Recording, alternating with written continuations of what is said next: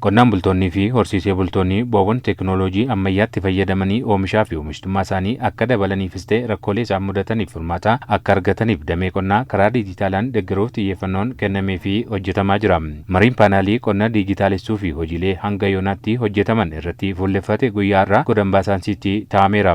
Ministeerri qonnaa Dr. Girmaa Mantee wayitaa biyyoonni addunyaa qonna isaanii saansii fi teekinooloojiin deeggaraa jiranitti qonni harkarraa gara faanii qofatti ta'uu hin qabu jedhanii qonna diijitaalessuufis wantoota lama bu'uura taasifachuun hojjetamaa jiraachuu kaasaniiru. Inni tokko tajaajila ekstenshinii ceesisuudha.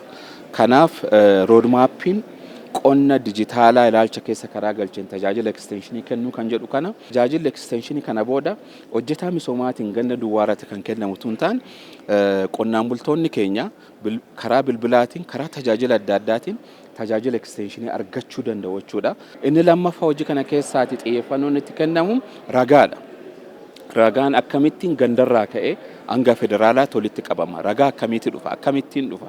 Kan jedhu kanaaf sirna ragaaf odeeffannoon keenya itti walitti qabamu, walitti kuufamu, deebi'ee immoo ittiin tajaajilaaf oolu wajjin ol qabate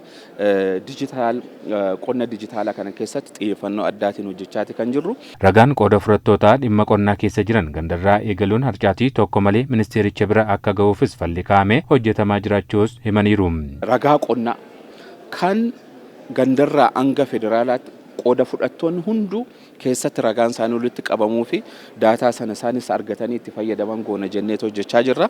Waan lamaan kanarratti hojjenne amma roodmaappii isaa qopheeffannee jirra. Hojiitti gallee jirra.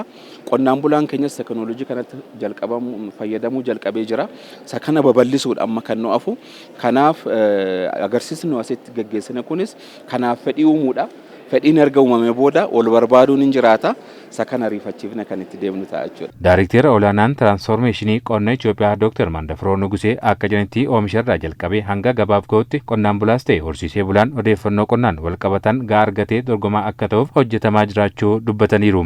Qotee bulaaf gorsa kennuurraa ka'ee wanna idduu qaba hamma dhaqee gabaa ga'utti hamma dhaqee warra midhaan bitu yookiin immoo wanna oomishame faaktarii keessatti kana hunda wanna qabatee gorsa kennuu yookiin immoo gaaffiin innaa ka'e immoo gaaffii sana deebisuu kana wajjin wal qabatee qotee bulaan keenya gara wanna gaariitti akka deemu bu'aa gaarii akka argatu namoonni iddoo ga'an akka ga'u biyyoonni guddatan qotee bulaan achi jiru isaan kunis akka sadarkaa sana ga'ani barumsaanis deeggaraa, teekinooloojiidhaanis deeggaraa, innoveeshiniidhaan deeggaraa gara sanatti akka deemnu hojjechaa jirra. Qonna diijitaalessuuf hojiilee baay'een kan hafan yoo ta'es haga yoonaatti maloota garaa garaan qonnaan bultoota miiliyoona 7 ol bira ga'uun kan danda'ame ta'us Dr. Mandafiroon himaniiru.